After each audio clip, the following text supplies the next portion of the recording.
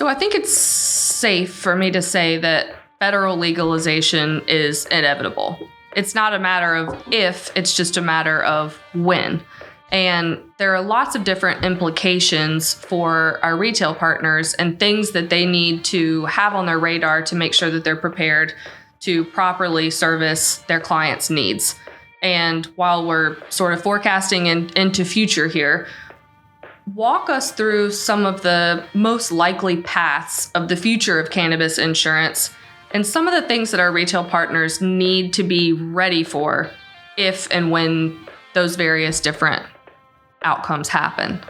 Great question. And I think one of the key parts of the question that maybe we miss is not when, but how. I think that's the crux of the question is how will the regulation come? When could be 1 year, 3 years, but how? Is it federal legalization? Is it Schedule 3 controlled substance, which is being proposed right now, which would make cannabis akin to like Tylenol with codeine? So, not an over-the-counter medication by any means.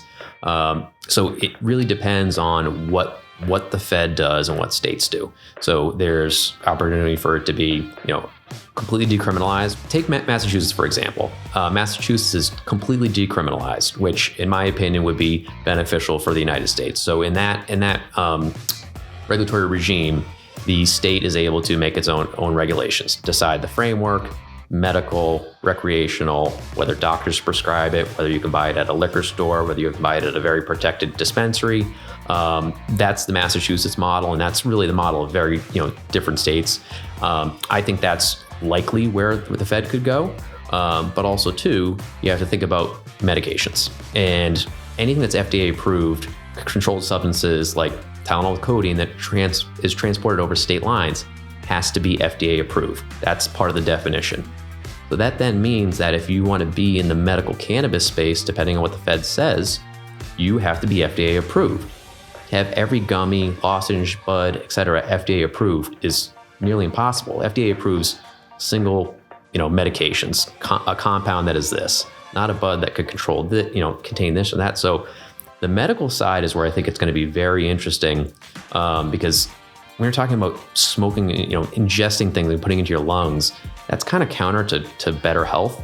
So it's going to be really interesting to see what products are going to be allowed. And if the federal government decides to control medical cannabis, which I believe they will have to, for better or worse, it's going to put most medical dispensaries, in my opinion, out of business. As I mentioned before, Georgia is unique where they have this mechanism where they're selling medical cannabis through pharmacies.